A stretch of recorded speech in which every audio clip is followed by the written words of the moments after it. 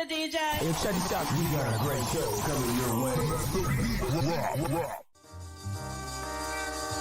From the ECSI Sports Studios, the #1 sports information program in America, the Breakfast Bankroll, with your host, the sports broker, Jeff Dawson.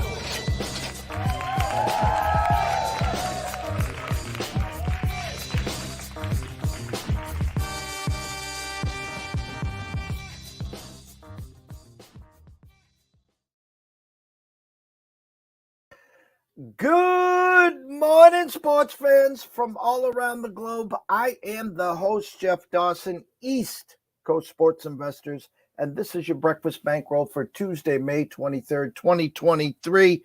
Our weekly trip over the Sagamore Bridge, down 93 to Beantown, Boston. Good friend and colleague, Julian Edlow from DraftKings in the house. We got him for a few more weeks till he takes a nice summer vacation.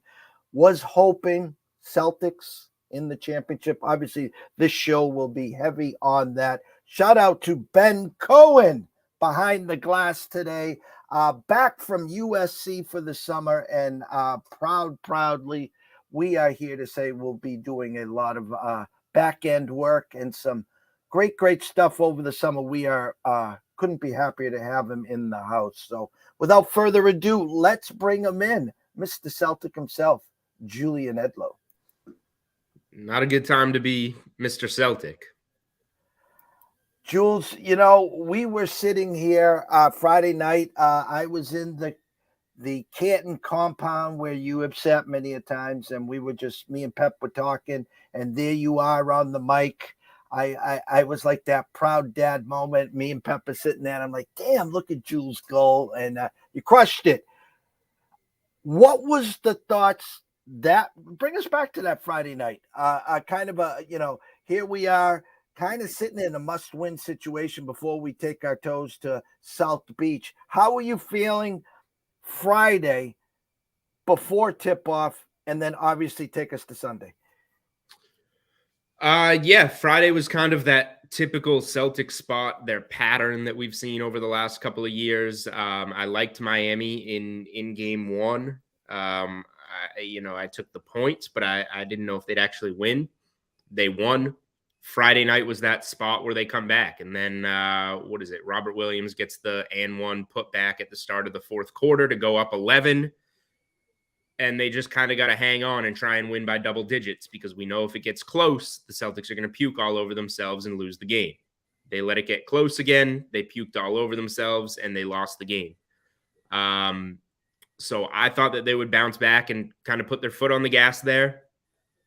And they didn't, partially because of their own flaws and partially because of how much Miami pushes them and how perfect their execution has been down the stretch. So going into Sunday, the idea is that the series is over. I thought, it wouldn't stun me if the Celtics won both games in Miami and then lost in 6, something along those lines, because that kind of plays into how this team operates. But I mean, they had arguably their worst game of the season. So to me, this is kind of where they operate, backs against the wall in theory. And coming off that embarrassing performance, you would think that they come out and show some heart, kind of like LeBron, even in defeat, showed a lot of heart in game 4 last night and gave his team a really good chance to win. He's the reason why his team had a chance to win. But the way that this Celtics team works, and again, they're going to close an underdog unless we see some serious money coming. They're going to close an underdog, I believe, for the 10th time this season. They're 8-1 against the spread as an underdog this season. But I think that we throw the numbers out the window with this team. It just doesn't. It's square. It's playing a bad number. Miami was just plus 4.5 at home. Now they're minus 1.5. But I just don't think the market movement matters when, Miami's been what? If you add all the games together, They were 8.5, 10. So that's 18.5 plus another 4.5. They've been a combined 23 points worth of underdogs through 3 games, and they've won all 3. So, like, what's the difference tonight if you're going to – no, you're not getting a plus tag, but what's the difference if you're going to lay minus 120 money line on Miami? It's just who's going to win the game. So, Friday night, by the way, was the third time. If we're going to count – it was 9.5, 10. If we're going to count that as 10-point favorites for the Celtics, that moved the Celtics to 0-3 straight up in home playoff games this year, favored by double digits. Game 5, Atlanta – 13. Game 1, Philly went to double digits when Embiid was officially ruled out, and then Friday night. So the win by the Heat Friday kind of broke. I don't want to say break serve because that's called like just losing at home. They broke serve in game 1, but it broke the Celtics pattern of, oh, we lost a dumb game. Okay, we're going to come back and win and get back on path. The only other team in the playoffs these last couple of years that have broken the Celtics pattern was the Warriors. Celtics almost took the 3-1 lead. Warriors take it. Celtics go on the road for game 5. Warriors take it again. Pattern broken, and then the series was over in 6. So I think this team comes out and has a good first quarter, shows a little bit of heart, and then the first time Jimmy Butler punches him in the mouth, they're going to lay down and lose this game. It's just my feeling of it more than anything, what this team is. They just want to get to the off season. And Miami doesn't want to go back to Boston. They just saw Denver sweep. They want this time off as well. Miami just seems to Jimmy Butler's in everyone's head. They're out coached. They're being out hustled, outplayed. So yeah, here's a number for you. The last 14 times that an NBA team has lost game 3 by 20 or more points to go down 3-0 in a series, that team is 2-12 in the game 4. So 12 out of 14 times the sweep is complete. You know, we go back to last year, the Heat, whose team was better last year on paper than they were this year. And I keep bringing this up, Julian, the play-in game against the Hawks. They literally played 1 quarter, and it was like after the first quarter, you know, they had a huddle and says, hey, we'd rather go to the left, not the right here. Let Atlanta win this game. We'll win the next play-in game. We want to go Bucks. We want to go, you know, Knicks or whoever, and then we'll meet the Celtics. It was a little dangerous trailing the Bulls with 3.5 minutes to go in the second play-in game, but they got there. But outside, looking at this, we know Spoelstra's probably the best, if not the best, top 3 coaches in the NBA. We know Jimmy Butler, what he brings to the table come playoff time. Julian, I talked to you last December, and I said the duo needs to be broken up. And you sat here and you know, Jeff, they can make it. That great 22-4 run or something like that. Great run in the playoffs. Then Ime in the summer gets fired. They bring in a D3 coach, no experience. And it was brought up yesterday. The fact that they lost Stoudemire and a couple other people, they didn't bring anyone in to help this guy. Even besides the veteran presences, like if Hardy or if the Ime thing happens before Hardy, or if Hardy doesn't get the Jazz job, it goes to someone else.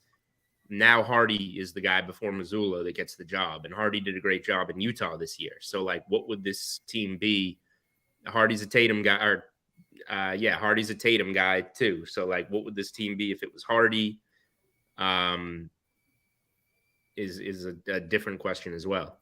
And then Stoudemire, a good, you know, a guy that's played in the league that guys respect, you know, departing midseason did not help. I've been saying for a while, there's friction.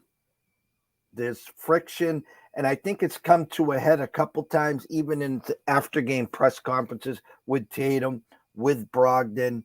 And again, I don't want to be this guy, but I want to ask you a couple of these questions. I know the max contract. I know $290 million.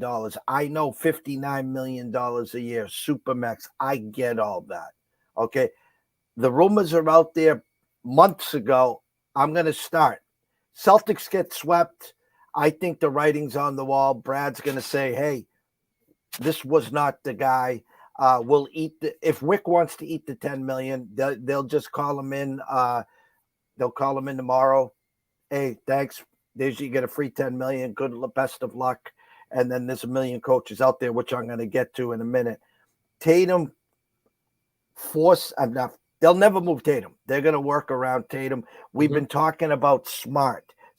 Now the locals this morning, Smart's going to go. We've been saying for years, Smart's going to go. My question to you is, in all honesty, do you think Jaylen Brown forces his way out?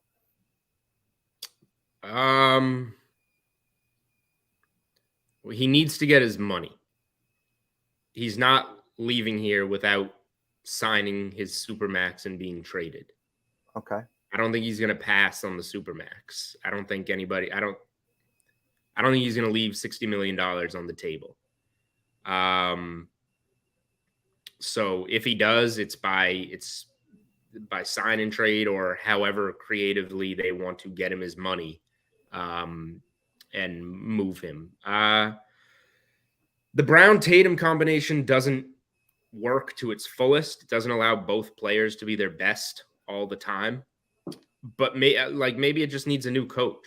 They don't run any pick and roll with Brown and Tatum.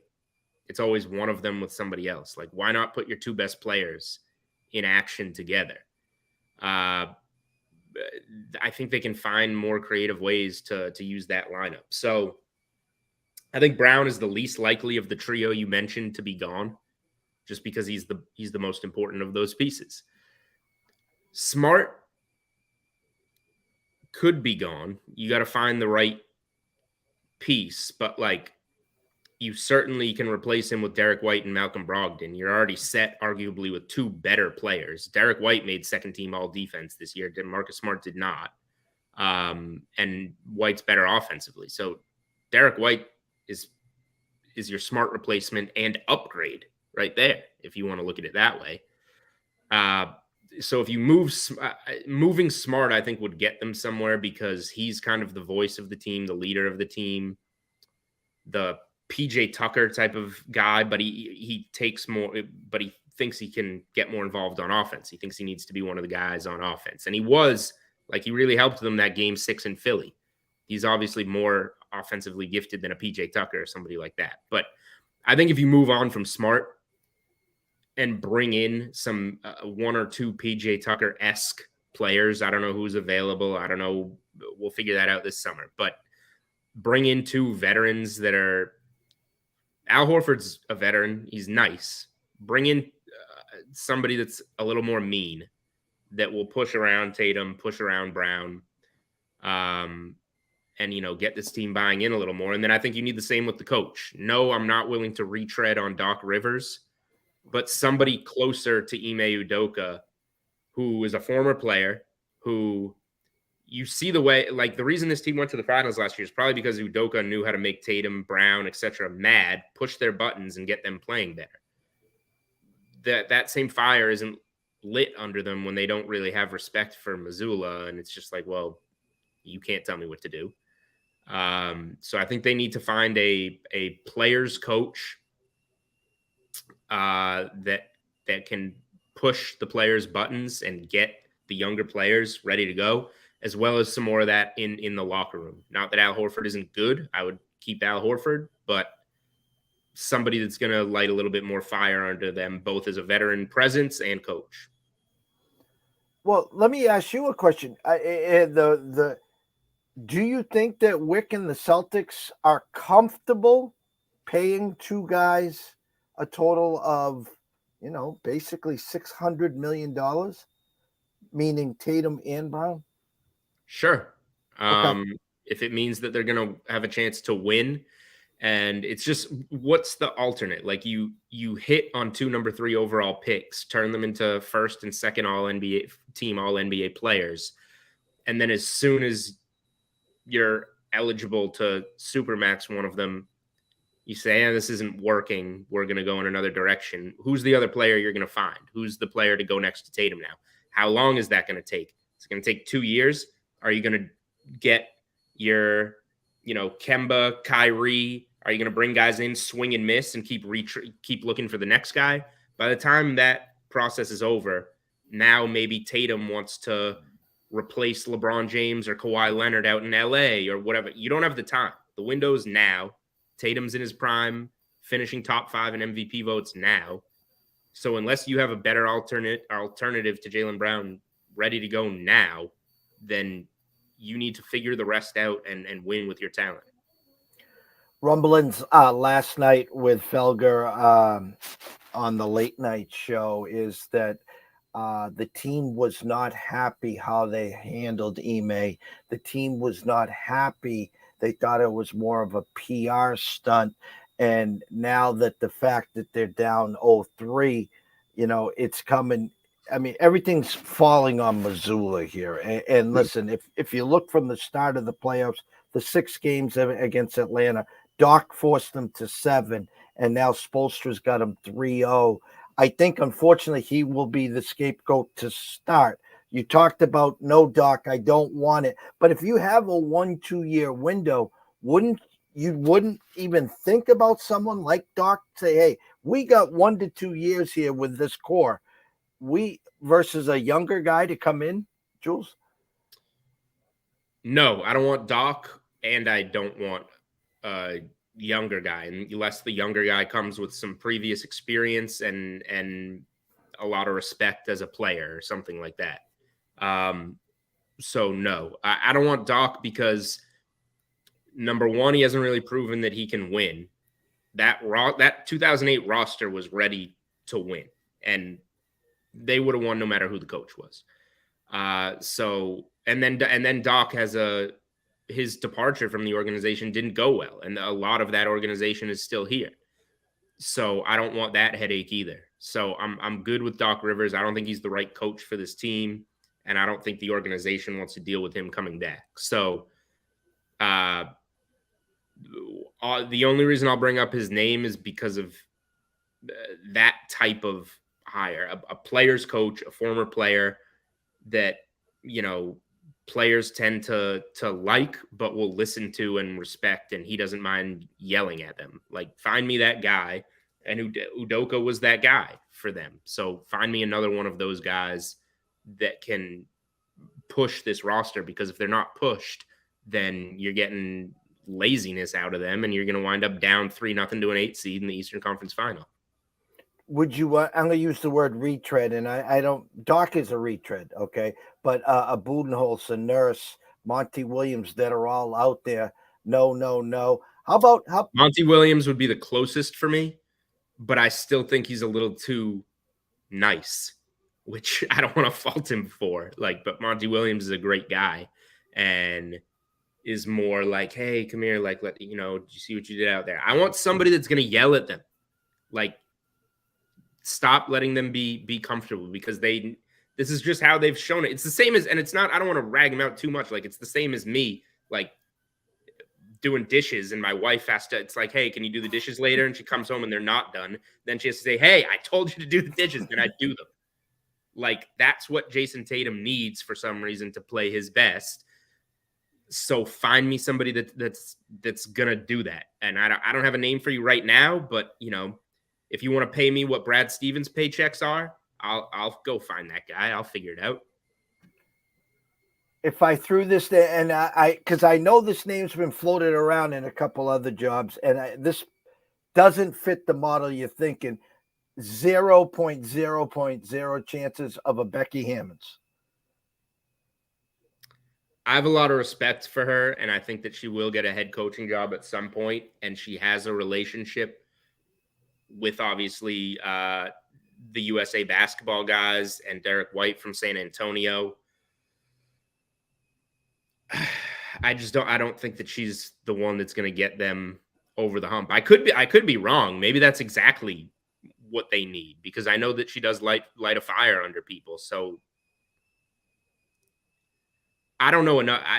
That's one that I would have to sit in an interview with her, talk to the players about her and like see how they feel. So like I'm gonna guess no, just based on what I know.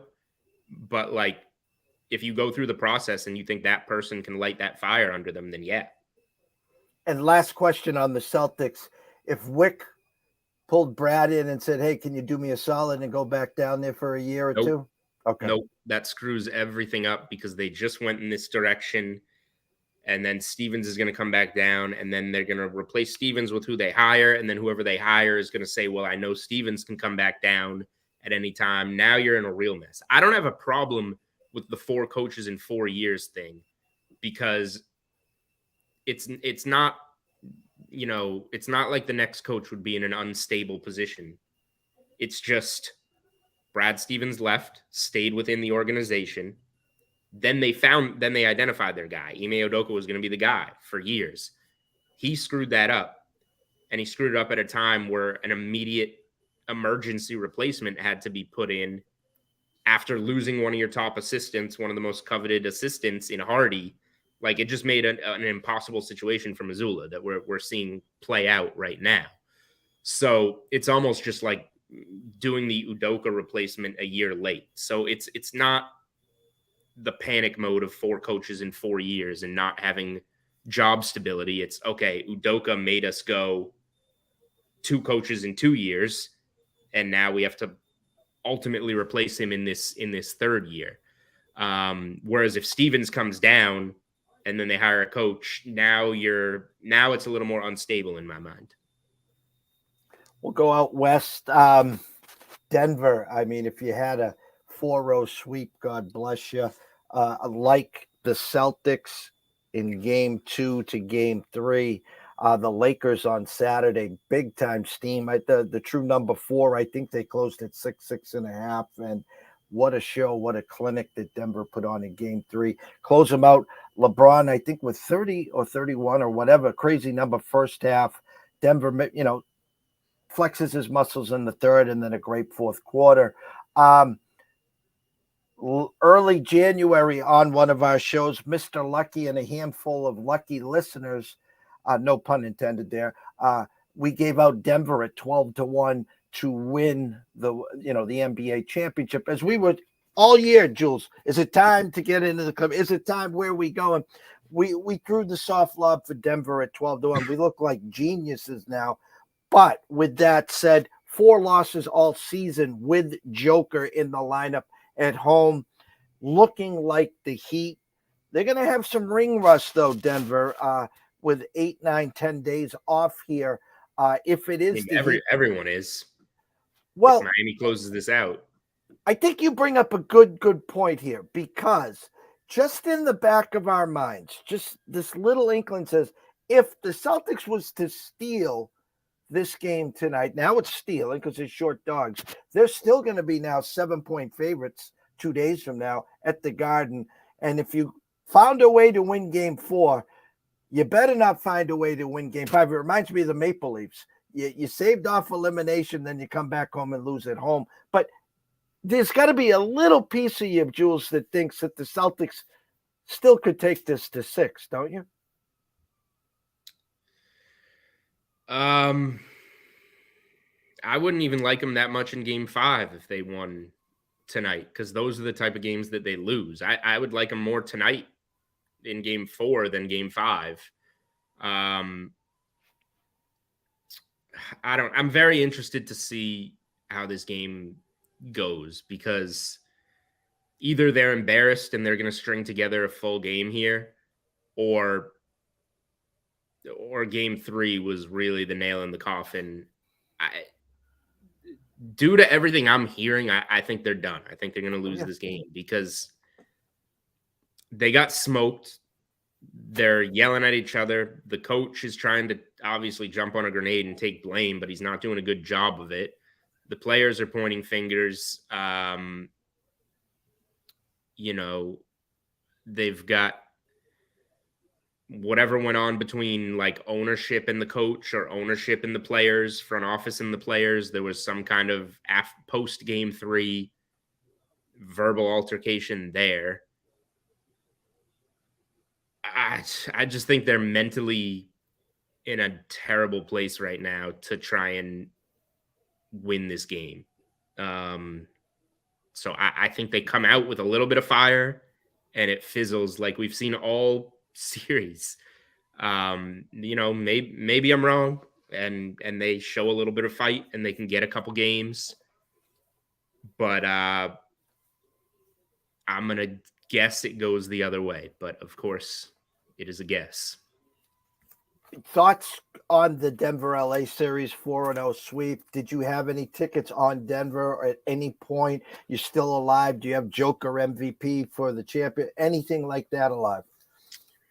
Nothing alive on Denver past now. I had Denver to win game 1 in the series at plus money as a double result, and I had some Jokic minus 130 as the Western Conference Finals MVP, which was minus 180 entering game 4 last night. I put that out on Twitter. That seemed silly because either they win it, and it was probably Jokic at that stage as well as Murray was playing, or the series continues, and the longer the series continues, then the more games you get for the best player in the league to keep playing his best and win the award. That just seems silly. So I added some more minus 180 to that yesterday.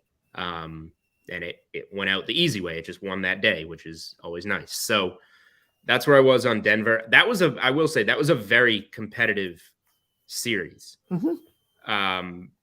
That was kind of like the Celtics sweep of the Nets in the first round last year, where everybody is kind of like, oh, they made easy work of the Nets. That needed a buzzer beater in game 1 and some very close wins for the Celtics.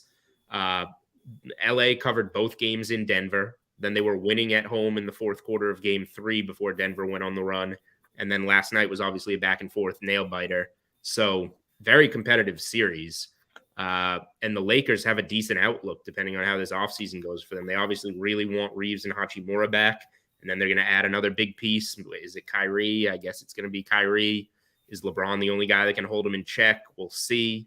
But I think the future outlook for the Lakers is interesting.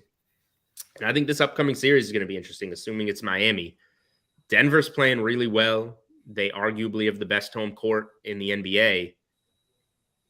If Miami wins tonight, Miami's 12-3 in the playoffs, 8-1 combined against the Bucks and Celtics. It's like, are the big bad Nuggets going to be all that scary to them at that point? No. So I'll be very curious to see if, a potential game 1, Miami's won game 1 on the road of all 3 series in the East. Could Miami go to Denver where the Nuggets or whatever it is, 38-4 with Jokic and steal game 1? That would tell me a lot. Can Bam at any point neutralize Joker? Neutralize? I mean, no. Slow him down? Probably not. Okay. I don't like. I'm just thinking the physicality, He's physical, he's not a better defender than Anthony Davis. But I mean, then they went to Hachimura. So I guess, Bam's a little more the size of Hachimura. I don't know if that bothers Jokic more. It's going to be team defense. And what I trust is, Spoelstra will have a good plan. I don't know what it is. Maybe it's just let Jokic go nuts and cover everyone else. I don't know, but I think Miami at minimum will have a very good and a unique game plan that we haven't necessarily seen on Jokic before. Let's just quickly go run down a couple of the other sports. I know you got a busy day ahead of you here. So Patriots news, former Patriot Tom Brady, a minority owner now with the Las Vegas Raiders. What's your thoughts there? Not a ton. I think it just shows that if the relationship was what it, Patriots fans would want it to be with Tom Brady, then the obvious choice would have been to become a minority owner of the Patriots. And that didn't happen. So what it tells me is that as friendly and as the, Tom Brady celebrations and retirement ceremonies in New England will be, the relationship ultimately can't be that strong. Otherwise, Brady would be a minority owner in New England and not Vegas. Mac Jones sighting, not once but twice at Gillette this weekend for Taylor Swift, not for throwing the ball to wide receivers. I found that a little comical there. Any Patriots insights? Anything you're hearing moving forward with the Pats? No. I'll leave that one simple. It's been quiet. As we close here, our new producer, our intern, Ben, USC, we were talking backstage before we started, and I want everyone to listen and that's listening and watching here. Thank you, guys. Thank you, Connor, and everyone else here. We were talking Pac-12, and since Ben is making his debut with us, give everyone your quick thoughts about the Pac-12 and any futures and stuff that you might have. I know it's early, but it's next Thursday is June 1st, guys. So football is already here to stay again. But any futures, give us a little Pac-12 insight. I mean, knowing that there was a chance to have a pretty good break between, the conference finals and the NBA finals, I did my shopping yesterday. I've already put some stuff in. I haven't put anything out publicly. I probably will over the next month before I go on leave for a little bit over the summer.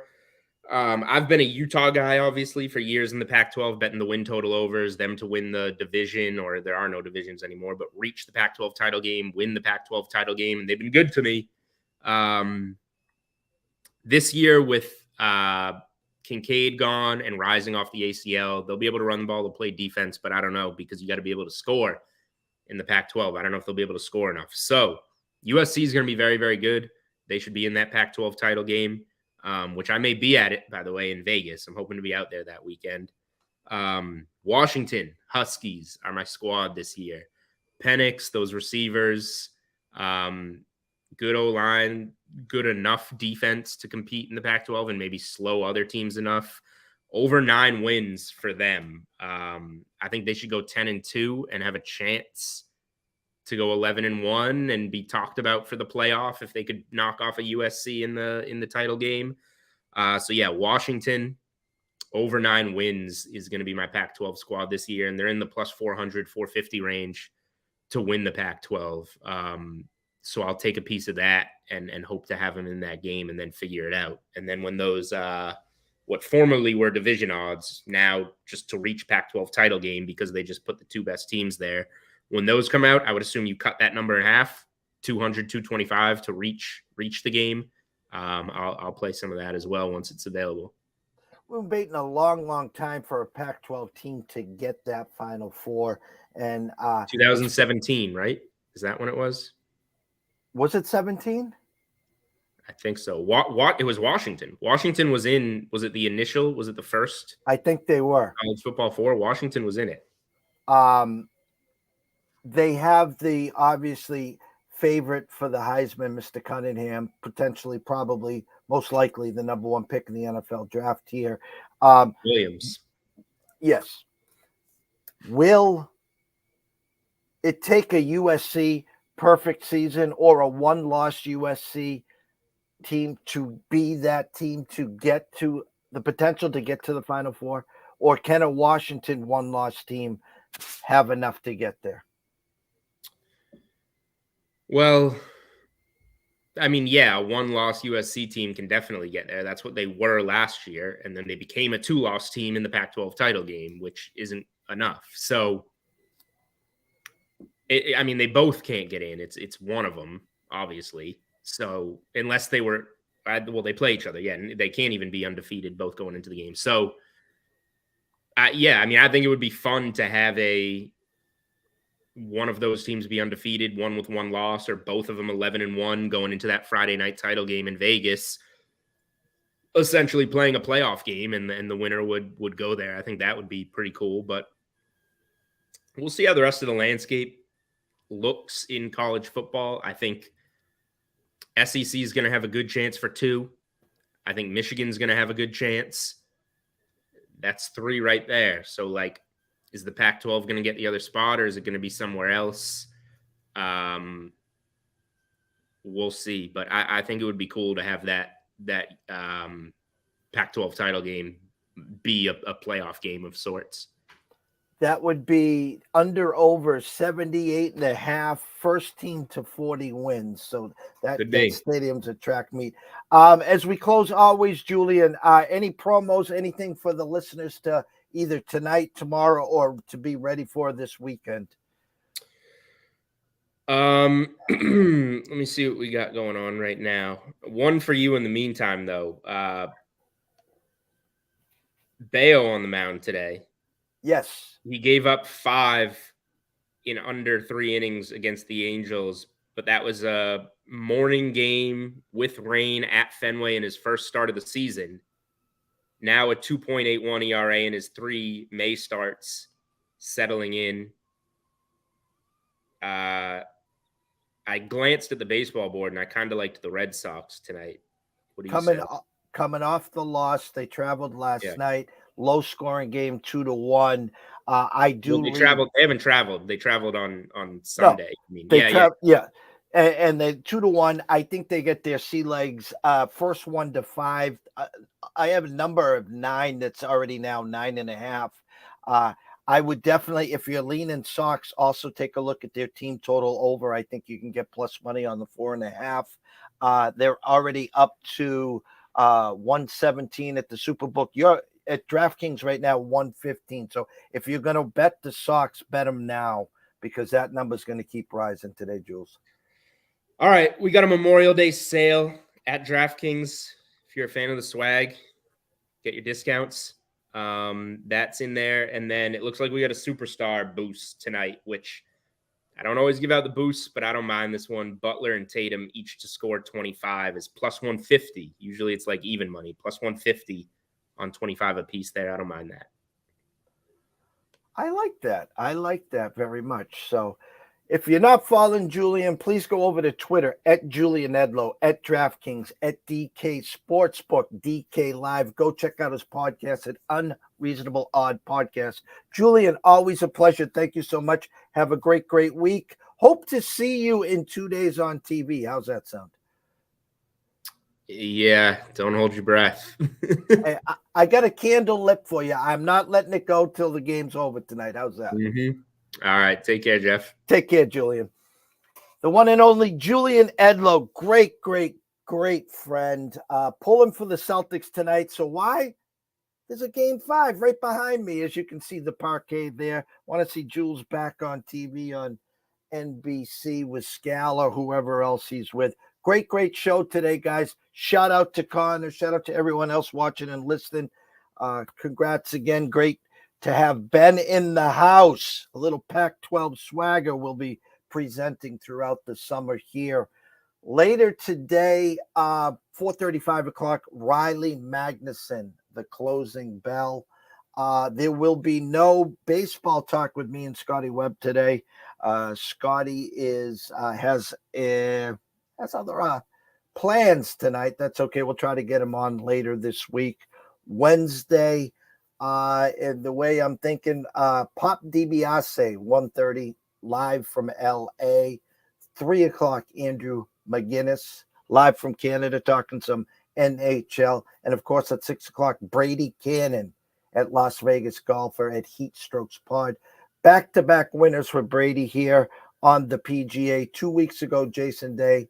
And of course, the PGA Championship, he had Brooks holding up the jug, and we had the second place guy with Victor. So from myself, Jeff Dawson at East Coast Sports Investors, EC Sports Invest on Twitter, from Julian Edlow at Julian Edlow, from our producer behind the glass, Mr. Ben Cohen. We wish everyone a blessed day. Have some fun. Stay in your lanes. See you soon.